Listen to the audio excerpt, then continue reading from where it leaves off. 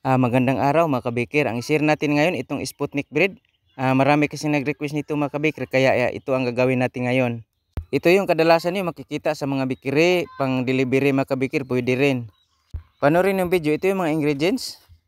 1 cup bread flour, 1 cup third class flour, 1/4 cup sugar, 1/4 teaspoon salt, 1 tablespoon baking powder, 1 tablespoon powdered milk, 1/4 teaspoon vanilla, 1/2 cup water. Maglagay lang tayo ng yellow food coloring mga kabikir, kunti lang. Tapos haluin natin. Pagkatapos mahalo ng kunti, lagay natin ang ating 1 tablespoon margarine. Tapos patuloy yung paghalo mga kabikir.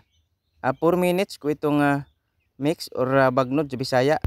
Mano-mano tayo mga kabikir, pero kapag may makina kayo, napakadali lang nitong i-mix mga kabikir.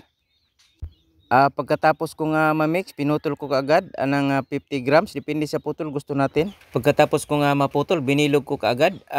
Masikip ang pagbilog mga kabikir, hindi maluwag, para mag-crack siya pagka nainitan na sa oven. Bago isalang, pahira ng itlog or gatas. Temperature 220, bake 18 to 25 minutes mga kabikir, pero naluto ito 20 minutes. Ito na mga kabikir ang finished product ng ating Sputnik bread. Kadalasan itong makikita niyo sa mga bikiri mga kabikir.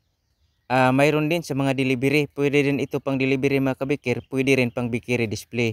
Ang tinapay na ito ay kadalasan nyo makikita mga kabikir sa mga probinsya.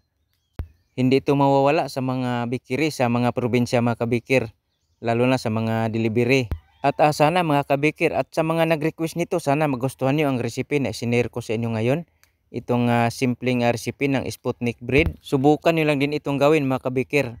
Ang recipe na ito masarap, ang recipe na ito mga kabikir, yan ang masabi ko. Simpleng recipe lang ito mga kabikir, pero masarap. Mga kabikir, abangan nyo pa ang iba ko pang mga recipe. Mga simpleng recipe na pwede nating magamit sa pangnegosyo. Pwede rin nating magamit sa pangmerinda mga kabikir.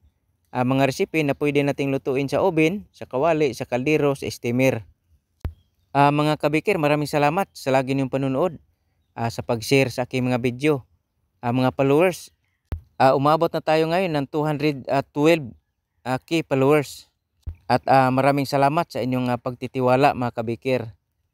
Maraming salamat din sa mga viewers, at marami din tayong mga nanonood sa atin na kahit hindi followers pero nanonood pa rin sila. Maraming salamat din sa inyo mga kabikir. Lalo na sa mga OFW, napakarami talaga nila mga kabikir ang nanonood sa atin ng mga OFW. Mga kabikir, maraming salamat sa lagi niyong panunood. God bless sa ating lahat mga kabikir.